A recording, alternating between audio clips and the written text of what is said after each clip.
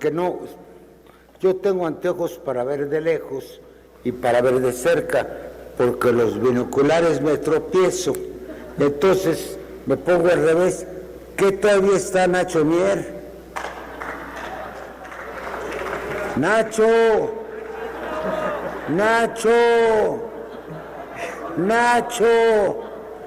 me ibas a preguntar algo antes de contestar. Diputado Muñoz Ledo, el diputado Ignacio Mier señaló que él va a tomar la palabra para responder a alusiones y una vez que usted haya concluido su intervención. Pues yo puedo contestarle si me alude. Nada más que le recuerdo que algo que usted como presidente de la Cámara nos puso en forma muy enfática fue que no puede haber alusiones sobre alusiones. Perfectamente. Así que adelante, por favor. Entonces, como diría Cicerón en su célebre Catilinaria, «O che tandem abutere Catilina, paciencia nostra».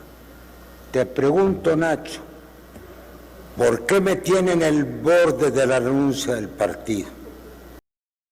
Amigos y amigas, como ustedes ya recuerdan, en la Cámara de Diputados se aprueba el mandato de Arturo Saldívar por 2 años más, presidente de la Suprema Corte de Justicia de la Nación.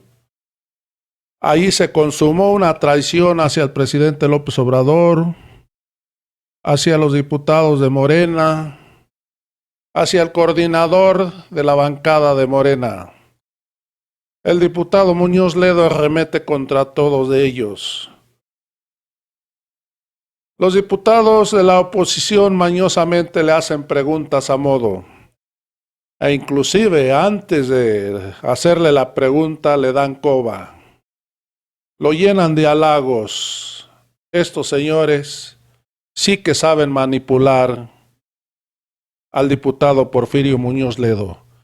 No es la primera vez que ha pasado, ya son varias, pero hoy lo hizo descaradamente para golpear al presidente López Obrador, para golpear a la Cuarta Transformación, para golpear a sus compañeros de bancada. Vamos a ir a esta sesión, vamos a ir a este debate, cómo el diputado se deja manipular muy, pero muy a gusto.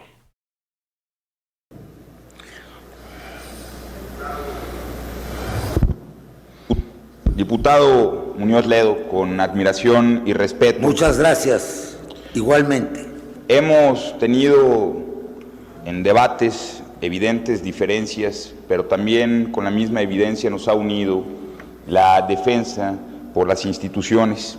Y en ese sentido, y con mucha convicción, partiendo de que el artículo 133 de la Constitución, prácticamente intocado desde 1917, salvo ajustes necesarios, nadie se ha atrevido en la historia del Parlamento mexicano vulnerarlo con tal gravedad a través de la negligencia de un transitorio en ley secundaria.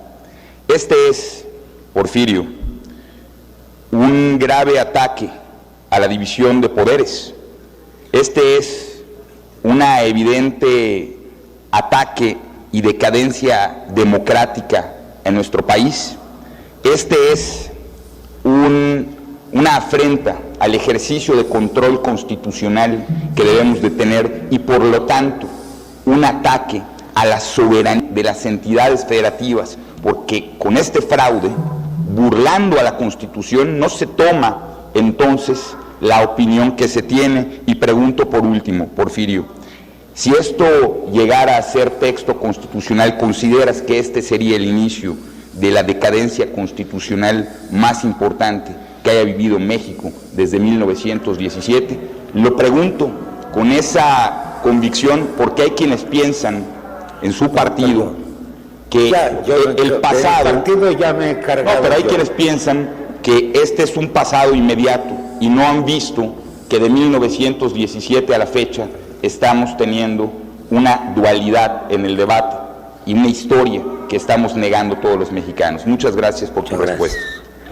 Con estas expresiones Yo quiero recordar que estoy abogando por una solución democrática a los problemas, ajena a condenas, atenta a la reconstrucción del orden democrático del país.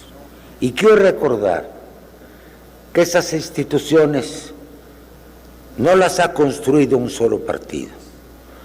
Reconozco, y es importante, un episodio fundamental para la vida del país, cuando por primera vez un diputado de la oposición asumió en la larga historia de México la presidencia de la Cámara de Diputados y la presidencia del Congreso de la Unión. Recuerdo los nombres, recuerdo a las personas, pero recuerdo sobre todo la interesa democrática en que participamos. De un lado, los más cercanos, reconozco a Pablo Gómez. Del otro, reconozco a Santiago Krill. Del otro, Alberto Anaya. Del otro, al líder del Partido Verde. Ganamos por 2 votos, la mayoría de la Cámara entre los 4 partidos. No se olvide la experiencia. ¿Y qué pasó? El secretario de la Nación, no repito su nombre, aunque personalmente es estimable, Emilio Chaufet, tratando de encabezar una vandálica agresión a este recinto, fue recibido no un albazo, sino una decisión democrática, parlamentaria y constitucional. Y quiero recordar a una muy ameritada funcionaria de esta Cámara que manejaba el tintero y que se acaba de jubilar. Decidimos llegar la mayoría y contar la mayoría y tomar posición. El presidente de la Cámara de Diputados, que decidieron que yo fuera, y se los agradezco todavía. Y ocurrió que entró una turba de gentes muy agresivas del partido oficial para obligarnos a que nos retractáramos del acto y podríamos entrar a una negociación, lo digo en ese tono, y dijimos que no. Me acuerdo a Pablo y a Carlos Medina Plasencia diciéndoles: no nos movemos ni un centímetro. Esa actitud no fue obra de un hombre, no fue una obra de un grupo, no fue la obra de un solo actor. Fueron primero los electores, que por una pequeña diferencia nos dieron 2 votos de más a todos los partidos de oposición. Ahí comenzó a escribirse una nueva historia parlamentaria del país. Todas las reglas se modificaron. Por vez primera el reglamento se aplicó en sus términos. Y debo reconocer el talante democrático que finalmente demostró el presidente Ernesto Zedillo. Porque a él se debe también la renovación de la Suprema Corte de Justicia de la Nación en acto anterior a este, en 1994, y la admisión de los recursos constitucionales que ahora tenemos. Él tenía una inmensa preocupación por el tema económico. Esa era su verdadero pesar, y fue, y lo quiero reconocer aquí, dúctil y amable al final, el tema democrático. Recuerden, casi ya no hay ninguno, estaré aquí Pablo, nada más faltaría, y tú, Marco. Entonces le mandamos decir, primero quiero relatar la anécdota para probar que estamos tratando de reconstruir la democracia. Primero me eligieron, y según la ley yo dije, comunicarse al presidente de la República Le hablé por teléfono, no me contestó. Me contestó el secretario particular. Le dije, pásele el mensaje, pues quizás sean modos nuevos, o está enfermo de alguna enfermedad crónica o súbita. Bueno, segundo, revisamos las leyes y los reglamentos. Primero, el jefe del Ejecutivo debe llegar solo al Congreso, sin ayudantes y sin ningún elemento militar.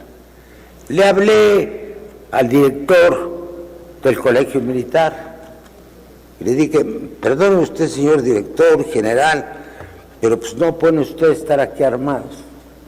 Y con una gracia y dignidad me dijo, ¿a poco usted se cree que traen espadas en los cintos? No, hombre, son de ornato. Nunca ha habido un hombre del Colegio Militar en la Cámara. Bueno, le dijimos el breviario que tiene que hacer, entrar solo, sin ningún ayudante, y a punto que llegara a las 5 de la tarde, desde todos los informes, porque hacía el reglamento. Era muy antiguo y en México a esa hora hacía mucho calor, y los presidentes, como se ve todavía en las fotografías del general Calles, venían de levita, entonces pedían que fuera por la tarde para que no fuera tan caluroso. Entonces llegó el presidente, lo recibimos, y yo vi a mi izquierda ahí parado un solo hombre que identifiqué que era el subdirector del Estado Mayor. Le dije, mi general, acercó. No puede estar ningún militar, no vengo como militar, vengo como auxiliar del presidente de la República. Bueno, entenderá usted que si no hay ningún ayudante, ¿quién le va a entregar los librotes del informe? Ahora se entrega en una sala contigua. Entonces, había aquí en esta Cámara todavía, en la sala de reporteros, cuando le pasan al presidente legajo, y entonces estaban acostumbrados que el presidente de la Cámara se levantaba a recibirlos. En cualquier parlamento del mundo, el presidente de la Cámara, como ocurre desde entonces, jamás se para mientras esté en función. Y entonces creía que iba para ahí y se le cayeron los libros. Entonces hay una foto que se llama la foto del desdén. Es decir, parece que tiene una inclinación. Ese día creo que quedaron teóricamente resueltas las cosas, porque tuve algo de un acierto y se los agradezco. Una frase que quedó contundente de los fueros de Aragón, en la Alta Edad Media, cuando le dice en los fueros un señor a otro, nadie es más que nos, y todos juntos valemos más que vos. Punto final. Aquí hay para siempre equilibrio de poderes, y eso es lo mismo por lo que estamos peleando ahora, y lo vamos a ganar. Perdón que me extendí. Gracias, diputado. Tengo otra pregunta que desea formular la diputada Verónica Juárez Piña. ¿Acepta usted la pregunta, diputado Muñoz Ledo? ¿Cómo no? De Verónica. Adelante, diputada Juárez Piña. Con su permiso, presidenta. Diputado Porfirio Muñoz Ledo, se ha argumentado por parte de quienes defienden este lamentable transitorio que no estamos ante una reelección, sino ante una ampliación del mandato, y por consecuencia que no contraviene nuestra Constitución. ¿Qué opinión te merecen estas expresiones, diputado Muñoz Ledo? Pues creo que lo había dicho en otras palabras. Cité incluso que le había puesto los textos, y es cierto, a niños de 6 a 9 años, dice claramente la Constitución que el mandato de la presidencia de la Suprema Corte de Justicia durará 4 años, que no se admitirá ninguna reelección para el periodo inmediato. alargar el periodo es un supuesto no contemplado por la Constitución y es una reelección disfrazada. Dije también que no hay ningún jurista del país que haya opinado en sentido distinto. Y el que lo hace, que es el consejero jurídico de la Presidencia, sabemos todos que no lo cree, porque es muy buen abogado. Es un asunto absolutamente claro, inobjetable, nadie lo ha objetado.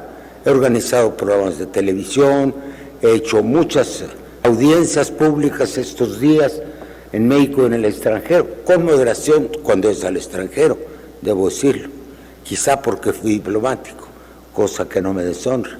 Soy cuidadoso cuando hablo al extranjero, porque estamos hablando de México. Pero es indudable, no hay nadie que haya dicho lo contrario. Que yo sepa, sano quienes actúan por consigna. Por eso me extraña, lo repito y lo voy a seguir repitiendo, la ausencia del coordinador del grupo parlamentario de Morena. ¿Puedo hablarme un poco? Ahí está Nacho. Nacho, qué gusto. Nacho Mier, no transmitas instrucciones, no se vale. No se vale, Nacho, porque tú eres un hombre de bien. Y permíteme, déjame terminar, estoy respondiendo y te toca a ti. Y además, no se valen las triquiñuelas. Traigo aquí el nombre de dos compañeras que en la primera ronda de la Comisión de Justicia opinaron en contra del proyecto. Las sustituiste de inmediato por dos compañeras que votaron como tú querías. Acepto tu pregunta, Nacho. Permítame un momento, diputado Muñoz Ledo. Antes no sé si el diputado Ignacio Mier quiere formular una pregunta o desea, por alusiones personales, el uso de la palabra. Pero todavía tengo enlistados otros dos compañeros, una compañera y un compañero diputado que desean formularle preguntas, diputado Muñoz Ledo. Por decisión de la presidenta de la mesa, anuncio que por antigua relación de amistad y lo que nos une como miembros de un mismo partido, estaré verdaderamente encantado de recibir la pregunta de Ignacio Mier, que trataré de contestar, no con brevedad, pero sí con absoluta contundencia. Compañeros diputados que están enlistados también, demos preferencia al coordinador del Grupo Parlamentario de Morena, el presidente de la Junta de Coordinación Política de la Cámara de Diputados y un muy buen amigo del diputado Porfirio Muñoz Ledo. Por favor, diputado Ignacio Mier, tiene usted el uso de la palabra. Gracias, presidenta. Primero, decirle nuevamente a mi amigo y maestro Porfirio Muñoz Ledo que desafortunadamente no tengo ninguna pregunta que hacer. Me voy a referir a alusiones en el momento que la presidenta me lo autorice. ¿A qué? ¿Alusiones? Alusiones. En el momento que la presidenta lo autorice, de tal manera, presidenta, que me sujeto a las atribuciones que le confiere la ley y el reglamento. Gracias, diputado. Será al final de la intervención del diputado Muñoz Ledo. Tendrá usted el uso de la palabra por alusiones. Tiene la palabra para formular su pregunta Marco Antonio Adame.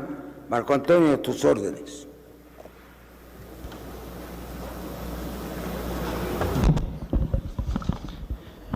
Muchas gracias, presidenta. Me da mucho gusto saludar al presidente de la Cámara de Diputados durante el primer año de ejercicio, mi amigo el diputado Porfirio Muñoz Ledo. Celebro que durante su intervención haya hecho memoria del arribo de la pluralidad plena a esta Cámara en la 57 legislatura que tuvimos la oportunidad de compartir, y también la expresión que ha tenido respecto a esta visión de que esta noche es como una suerte de parteaguas, un punto de inflexión en el curso de la vida democrática del país, una bifurcación. Entiendo entonces que si de consumarse este acto con el voto, además del perjurio que se comete por quienes han jurado guardar y hacer guardar la Constitución y emiten un voto contra la Constitución, puede haber consecuencias para la vida democrática del país, toda vez que la temporalidad, el ejercicio del poder en rotación es atributo democrático, hacerlo de manera ilimitada o sin controles no es democracia, sería el principio de la autocracia. ¿Qué comentario le merece esta expresión? Yo tengo una clara impresión y una visión de medio plazo que me hace pensar que en esta bifurcación se tomará el camino correcto. Y no es solamente un buen deseo, he dado mis razones, puedo leer antecedentes de cada uno, pero sería largo. Traigo, por cierto, aquí un currículum de 27 páginas del señor presidente de la Suprema Corte de Justicia, que revelan que no sería capaz de ninguna forma de abyecta complicidad. Esto se va a resolver, y su bancada lo sabe muy bien, porque no sé si fue el primero o el segundo de los grupos parlamentarios que ya empezaron a hablar y a actuar en favor de una controversia, de una acción de inconstitucionalidad. Tengo los nombres, no sé si valga la pena leerlos. Todos votaron en contra de la pretensión perversa de alargar el periodo del llamado, ya lo dije, ministro Billetes de la Suprema Corte, del Tribunal de Justicia Electoral. Son los mismos, por su prestigio y por el centro de los demás. A Seminario está la magistrada Piña, está Fernando, de memoria está Fernando Franco, está Ortiz Mena, están todas las gentes que votaron la otra vez contra esa pretensión. Hay otros que votaron en contra, pero son minoría. Perdón, mi memoria los traía, pero a veces los lentes me fallan. Está Lainez, desde luego, que estuvo del otro lado. En fin, no voy a mencionarlos. Si encuentro las fichas, se los leo. Entonces, yo tengo una opinión positiva de lo que va a pasar, porque no creo que el agua vaya a desbordarse. ¿Por qué? Porque el Ejecutivo no ha violentado la ley. No, ha hecho las cosas a su modo. Trae bastantes tensiones, presiones previas a las elecciones, fundamentalmente con el Instituto Nacional Electoral, pero yo siento que ahí el conflicto está amainando. Yo no veo que haya, y no creo, porque lo conozco desde mucho tiempo, un acto de ilegalidad del Ejecutivo. Presionar a sus compañeros no me gusta éticamente por los principios del partido, pero no es ilegal. Aquí hay una circunstancia que a veces no es fácil explicar en un país presidencialista. La diferencia entre jefe de Estado y jefe de gobierno, que fue precisamente lo que dije a Cedillo. En cualquier democracia parlamentaria, el jefe de Estado, incluso el gobierno federal de los Estados Unidos, acude a la inauguración del Congreso para decir Address of the Union, le llaman allá el discurso del Congreso. En México ocurre desde las Cortes de Cádiz. En las Cortes de Cádiz decía la Constitución que el rey acudirá a las Cortes y dirá un breve discurso correspondiente a las circunstancias. Es un discurso respetuoso.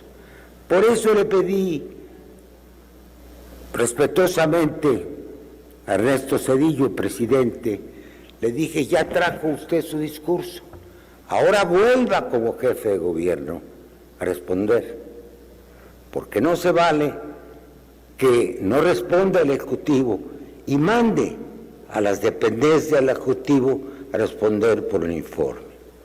La Constitución señala al Ejecutivo, no a los subordinados. No se ha cumplido en México. Entonces, hasta ahora no veo violación de la ley, veo enfrentamientos, pero no ha ocurrido nada. Yo creo que estamos en tiempo de reencauzar la democracia en México. Si falla la Corte, como tengo, nunca en estas cosas se puede decir absoluta certidumbre, muy razonada certidumbre de que así ocurrirá, pues el ciudadano presidente tendrá que acatar, ya se ocurrirá.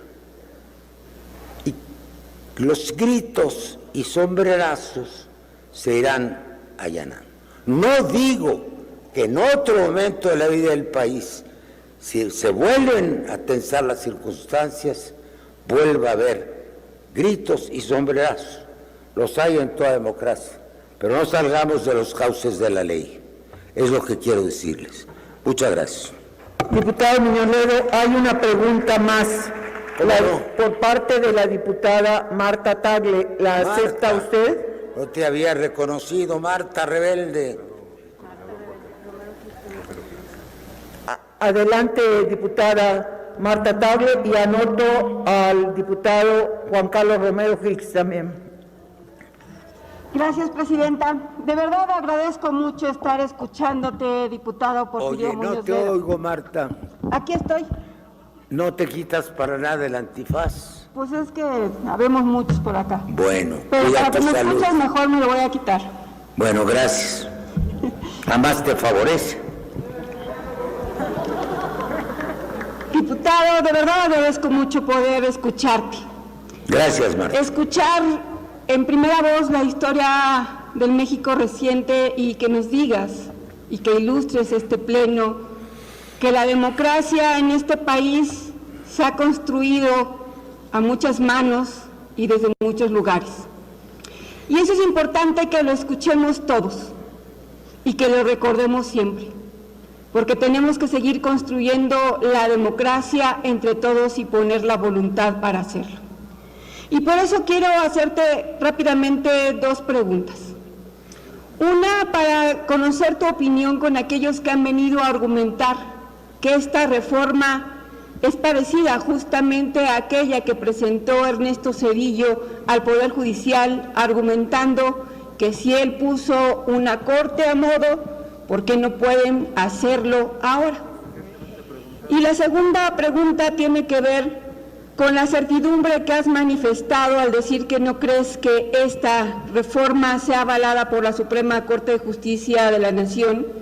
Y entonces, si es así, si hay la certidumbre de que esto no puede aceptarse por lo que significan los ministros que están en la Corte, entonces, ¿cuál fue la intención de este artículo transitorio que hoy nos tiene discutiendo aquí en el Congreso y que pone en evidencia cómo esta Cámara de Diputados sí se ha doblegado a otros intereses? Por tus respuestas, muchas gracias. Se han doblegado unos, ¿Algunos? otros no nos hemos doblegado. Quiero ver si tengo... Mira, quiero explicar y me acaban de pasar una tarjeta. No la tengo que leer, tantos años de haber sido maestro de esta materia. Quiero aclarar muchas cosas, sobre las cuales hay una enorme confusión. En la Constitución de 1824 eran los congresos de los estados, fórmula asaz federalista, la que proponían a los miembros del Congreso. Había un mecanismo de selección, ¿verdad?, de selección del Congreso. Y esa era la forma de nombramiento. Se respetó, bueno, vinieron las leyes centralistas, el Acta de Reformas de 1847, donde se incorporan el derecho de amparo, proveniente de la ilustre península de Yucatán, del maestro Rejón, se reconocen los derechos humanos. Pero por lo que hace a la Corte, en 1857 se dice a la letra: los miembros de la Suprema Corte de Justicia de la Nación, fue electo Juárez en esa circunstancia, no era presidente, serán electos por el mismo método que se elige al presidente de la República, esto es, en votación indirecta, en votación directa y universal de segundo grado. Se dirá, bueno, ¿eso era antidemocrático? No. Que gobernaban los caciques y los caudillos, sí, pero igual en los Estados Unidos. Aquí tiene ventaja de que habiendo fuerzas conservadoras muy grandes no se había establecido la separación entre la Iglesia y el Estado. Los grandes caudillos liberales eran las que sostenían la causa, nada menos que don Juan Álvarez, que era no oriundo de Guerrero, pero que era el gobernador del Estado de México, que entonces era el Estado de México que conocemos, y todos los estados que llegan nombre de héroes, a saber, Hidalgo, Morelos y Guerrero. Y así decía en la Constitución del 57. En la Constitución de 1917, se repitió la dosis de la de 24 y volvían a proponer los miembros, legislaturas de los estados, pero era un método prácticamente de insaculación, no de selección, más democrático. Pero al triunfo del ejército constitucionalista, el presidente Álvaro Obregón modificó la manera de nombrar a los ministros de la Suprema Corte. Bueno, formalmente en su reelección, formalmente fue una petición del presidente en funciones, Plutarco Elías Calles, y no vio a su hijo nacer porque se publicó el 1 de enero del año siguiente, de 29, porque lo mataron 3 semanas antes. La fórmula era más parecida al derecho norteamericano. El único que tiene, fíjense qué interesante equilibrio de poderes hay en el país, si hacemos las cosas bien. El presidente de la República, no se dice así en la Constitución, es el único que puede promover, que puede proponer miembros de la Suprema Corte, por un método que es, primero manda una terna, si le rechazan a los 3, manda una segunda terna, si le rechazan a los 3, él designa. Esto hace que debe haber un buen trato, no subordinación, porque además hay una sabiduría calendárica, que yo les decía a mis alumnos, es una forma de equilibrio transeccional de poderes. Ocurre que un presidente de la República puede proponer, porque el Senado puede rechazar, al final es el único que puede proponer, entonces puede alterar, según los decesos o lo que sea, la mitad de la Corte, de los que él propuso, no digo que sean sus súbditos, y la mitad queda de la sección anterior, y así sucede con el otro. Y no quiero ponerle un pero al asunto, pero no puedo ser tan benevolente. Eso me preocupa mucho a mí, de la posición del presidente de la República, porque él no quiere parece que no quiere que se cumpla el ciclo, de modo que los que actualmente sigan el curso de la historia y adelantarse a su tiempo y dejar los suyos para la próxima administración. Sí, en las épocas del antiguo régimen se llamaba continuismo. Muchas gracias. Diputado Juan Carlos Romero Hicks, tiene usted la palabra para formular su pregunta. Don Porfirio. Gracias, Juan Carlos. Nos unen muchos temas, empezando por la autonomía universitaria. La construimos en Guanajuato y eres parte fundamental de esa historia. Tengo dos preguntas. En el marco del informe del presidente Salinas, su primer informe, 1989, el senador Porfirio Muñoz Ledo propuso un diálogo para la ceremonia del informe presidencial. Hoy, el presidente de la República ha rehusado escuchar al Parlamento. Nos hemos reunido una sola vez, el 6 de febrero del año pasado. Situación inédita en la historia del país. ¿Estaría usted de acuerdo en que en un marco parlamentario digno y republicano debe existir, en colaboración sana de poderes, un diálogo entre el titular del Poder Ejecutivo y el Honorable Congreso de la Unión? Primera pregunta. Segunda pregunta. Si eventualmente, de manera aberrante, se llegase a aprobar lo que claramente cualquier alumno de un curso introductorio de Derecho Constitucional sabe que lo que quieren proponer es contra la Constitución,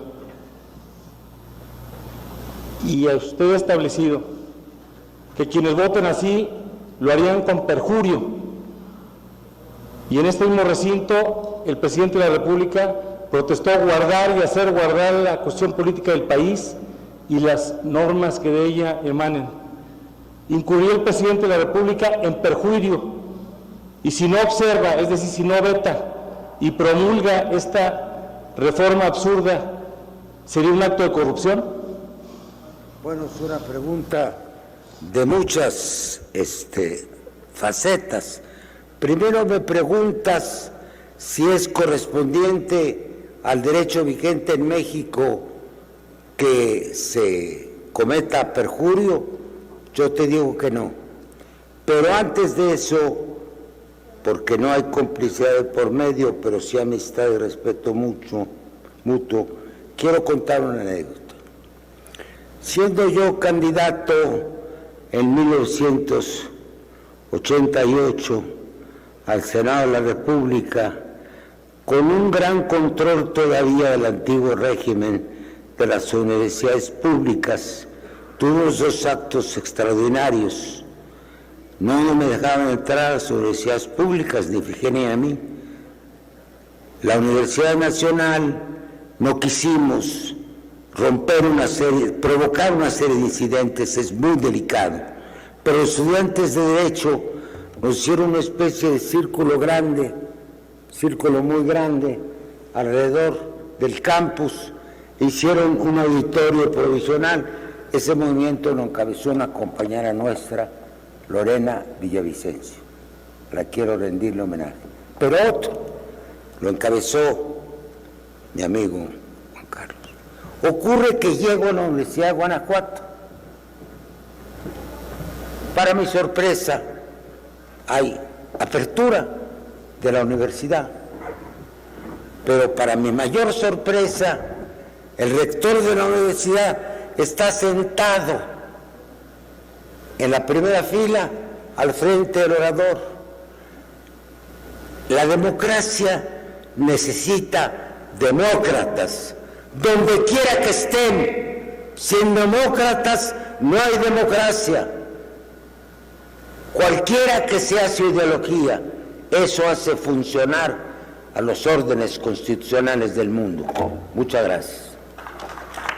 Gracias, diputado Muñoz Ledo. Tengo todavía dos preguntas para usted.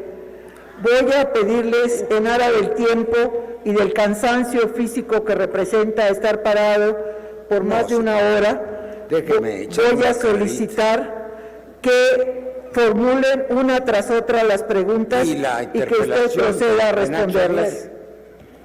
A ver, tiene la palabra la diputada Frida Esparza Márquez para formular su pregunta. Gracias, presidenta. Estimado diputado y amigo Porfirio Muñoz Ledo. Muchas gracias, Frida. Primero celebro el exhorto que realizas para la emancipación del pensamiento y de la toma de decisiones de los diputados y diputadas que integramos esta Cámara. Usted, diputado, es reconocido como una persona que ha luchado por la democracia, como un político de izquierda, y que en esta lucha que se ha dado a favor de nuestro país ha sido crítico con este gobierno, pero también con todos los demás. Incluso ha mencionado la cita, el fin justifica los medios, y ha mencionado también lo cerca que estamos de cruzar el límite, de cruzar la línea roja. Y de aprobarse esta reforma, le pregunto si usted cree que cruzamos este punto de no retorno, si cruzamos esta línea roja que ha mencionado en sus críticas anteriores, si vemos en riesgo el equilibrio de poderes y por lo tanto nuestra democracia. Y también quiero consultarle su opinión respecto a la postura autoritaria que ha tenido su coordinador, el diputado Ignacio Mier, respecto a la sustitución de los diputados que no siguen la línea que les dictan, y también sobre la presión para votar a favor de esta y de otras reformas que han denunciado sus propios compañeros de bancada. Gracias, diputado.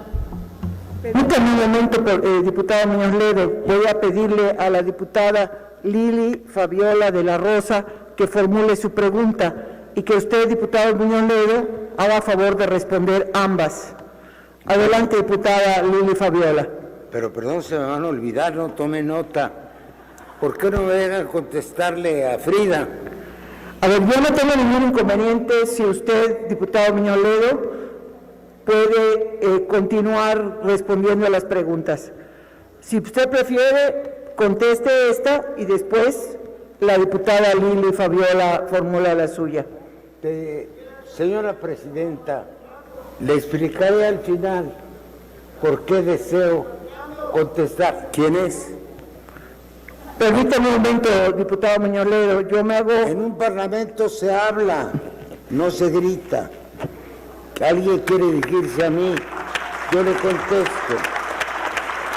Le diré al final por qué estoy dispuesto a amanecer. Con mucho gusto, diputado. Entonces, por favor, proceda a responder la pregunta de la diputada Esparza Márquez. Y permítame un momento, diputada Lili Fabiola. Bueno, en la democracia se tienen muchos tropiezos, pero al final se debe salir adelante.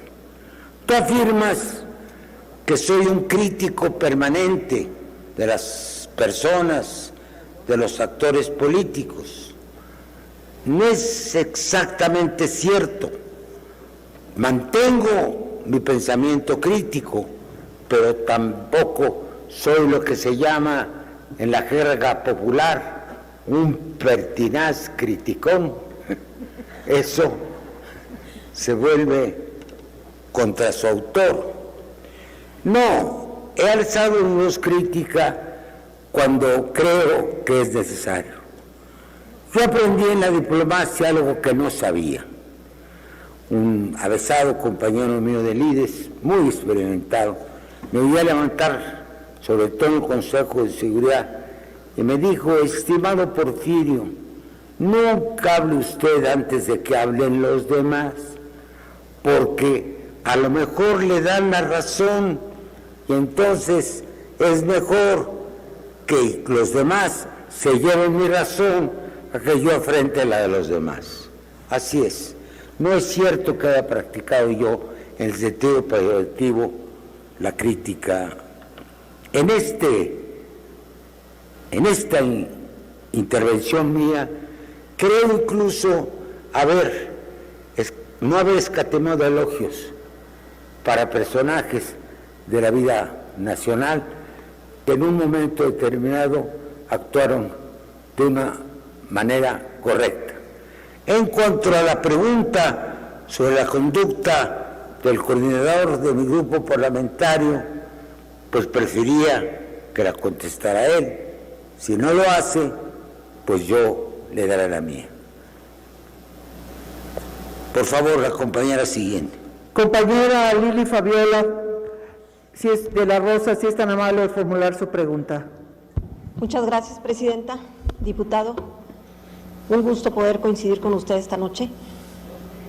Y bueno, mi pregunta va en el sentido, y valorando y reconociendo desde luego la amplia trayectoria política que usted tiene y su lucha por la democracia de este país, le preguntaría yo a usted, en base a esa experiencia que usted tiene, ¿qué impacto pudiera tener de aprobarse esta reforma? Porque pues vemos que la mayoría aquí ha ejercido ese derecho y que no todo lo que se ha aprobado en esta Cámara ha sido en beneficio de la sociedad mexicana. Entonces, de acuerdo a su experiencia, ¿qué impacto pudiera tener a nivel nacional de aprobarse?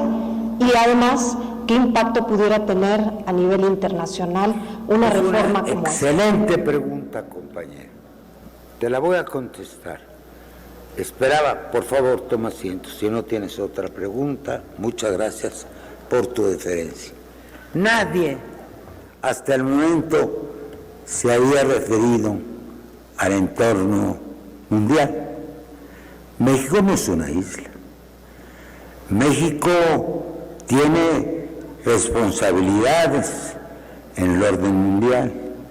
Yo me referí de manera muy prolija cuando la malhadada ley eléctrica, que estábamos violando 14 compromisos fundamentales, fundamentalmente el de cambio climático. No lo dije en esta tribuna y no voté en consecuencia por una razón que explicaré más tarde, pero antes escribí memorias, que tiene que ver con las presiones. Yo creo que México pasó de ser un rancho a ser una nación, o un conjunto de ranchos.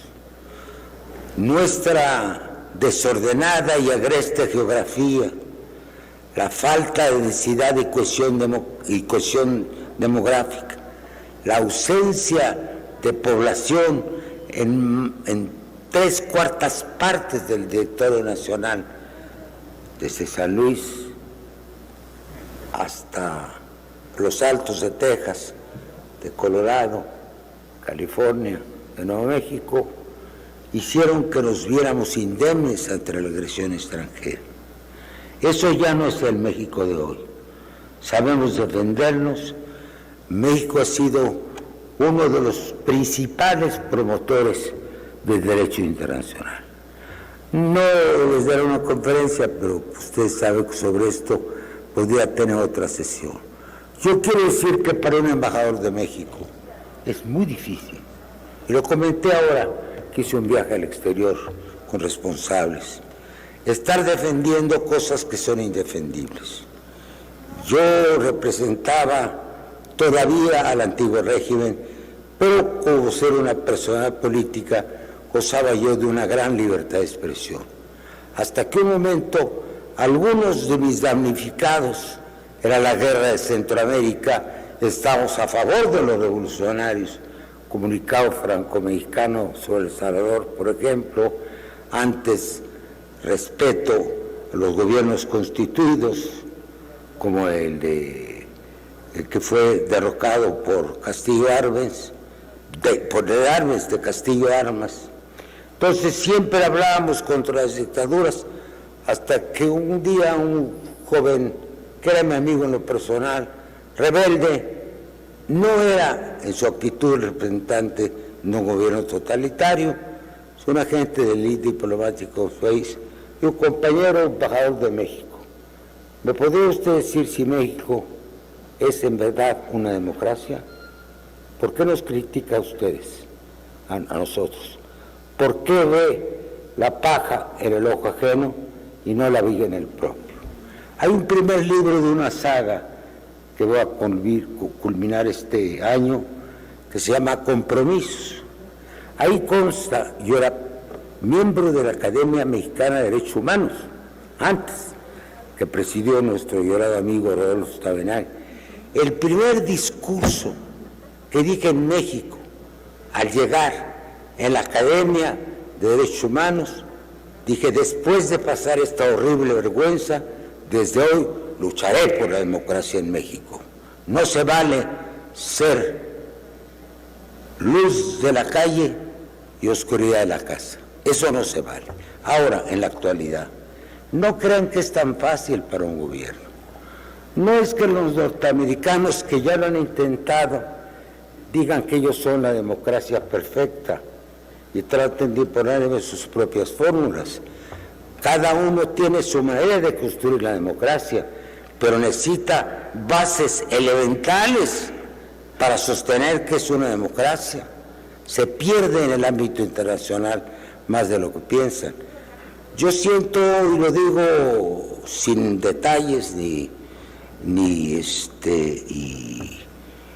sin acumulación de datos, que en estas últimas semanas he visto bajar un poco la actitud del gobierno. En este tema todavía se les atraviesa, pero porque tienen también el cumplimiento de leyes internacionales.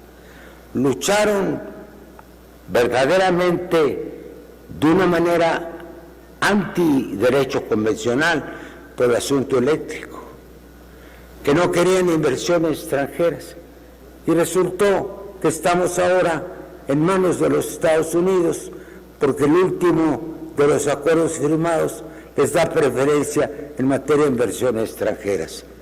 De todas maneras vamos a tener que abrir a fuentes nuevas. Tardamos 10 años, 20, 15 años, y esa ley yo la formulé, en faltar hasta hoy una obligación, no solo de hacer un instituto de energía nuclear, sino un instituto de fuentes nuevas, que por manía de petroadictos no lo hemos hecho y ahora estamos contra la pared. No quiero entenderme en ese tema, es otro. Pero quiero decirles a ustedes que no pueden hacerlo también en el contexto internacional. He sido muy cuidadoso, ustedes pueden ver, respetuoso del gobierno en mis intervenciones al exterior. Pero puede venir un cerco internacional muy indeseable. Quiero recordar, para terminar, que yo me opuse al Tratado de Libre Comercio por razones que habría en el mundo neoliberal, pero que fue México el que puso 3 side agreements, 3 acuerdos paralelos, no Estados Unidos. Quiero recordarlo hoy. Un subsecretario de Estado norteamericano de origen latinoamericano y amigo mío se comunicaba mucho para ver qué hacíamos. México puso de lado México, Human Rights, derechos humanos, puso de lado medio ambiente y puso de lado vigilancia democrática. Tenía sus razones, consideraba que eran intromisiones, pero quiere decir que ha habido cada vez una presión más creciente, no de los Estados Unidos, sino del mundo internacional, para que México sea cada vez una democracia. Más prestigio tendremos, más seremos respetados si más democráticos somos. México no es un rancho, ni Macuspana, ni Batopilas. México es una gran nación. Muchas gracias. Como hemos concluido con las preguntas, ahora en un momento más vuelve a marcar el tiempo el reloj parlamentario y en ese reloj le restan 45 segundos. Si fuera usted tan amable de redondear su intervención. Hacer una pregunta, porque no, yo tengo anteojos para ver de lejos y para ver de cerca, porque los binoculares me tropiezo, entonces me pongo al revés. ¿Qué todavía está Nacho Mier? Nacho,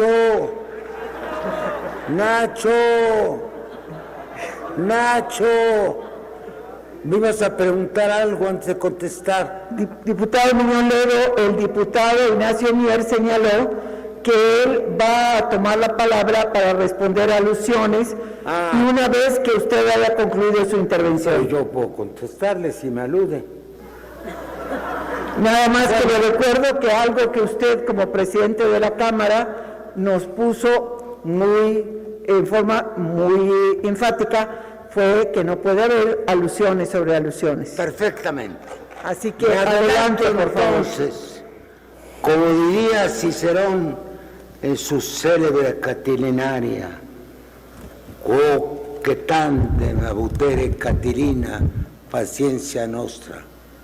Te pregunto, Nacho, ¿por qué me tienen el borde de la renuncia del partido?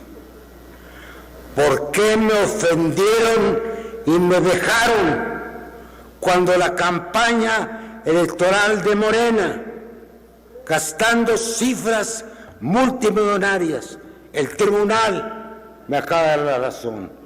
Ha llamado a la unidad de inteligencia financiera para que supervise los gastos multimillonarios de carácter privado en que ocurrió mi oponente.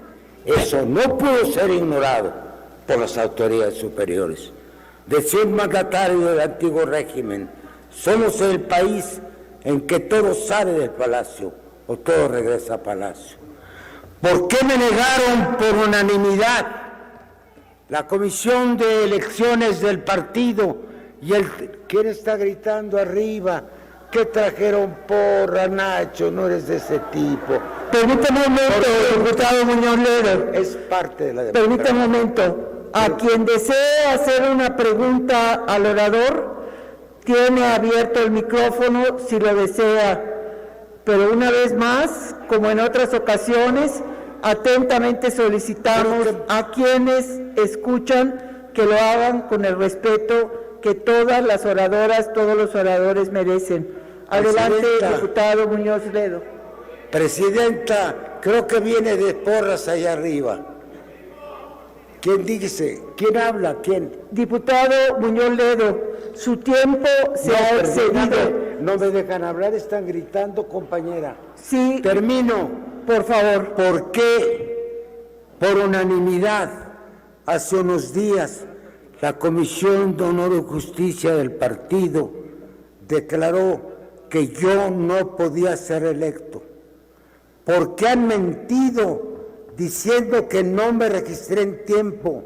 No hay en el partido ni un solo trazo de registro de plurinominales, ni el tuyo. Pero pruebo, ¿por qué esa conspiración? Yo no creo que venga de arriba, que me está todos los días poniéndome al borde del conflicto. Quieren callar mi voz. Diputado Muñoz Ledo, su tiempo se ha agotado. Más afuera que adentro. Y te digo, esta es la última afrenta. Ofrecieron que esté en la Diputado Muñoz Ledo, le ruego atentamente se sirva a concluir su intervención. Nada más, termino. Si él me va a aludir, contesta a todas esas preguntas, por favor. Y por alusiones personales, te contestaré, si no puedo en esta tribuna, por otros medios. De ninguna manera acallarán mi voz. Están equivocados. Muchas gracias, diputado Muñoz Ledo. Amigos y amigas, me despido de esta información. Ya sabes, si te gustó, suscríbete a este canal. Además, comparte la información porque es muy importante. Nos vemos en el próximo video.